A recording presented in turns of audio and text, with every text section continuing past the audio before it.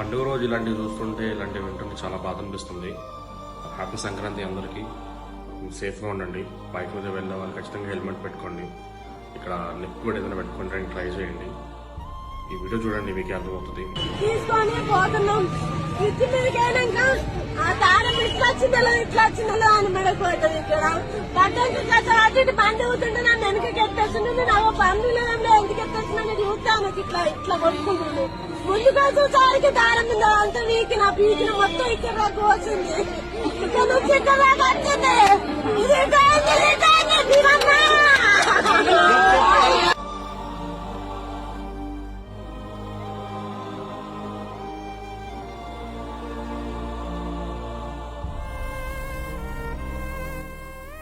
చూసారుగా రోడ్లో సిచ్యువేషన్స్ ఎలా ఉన్నాయో.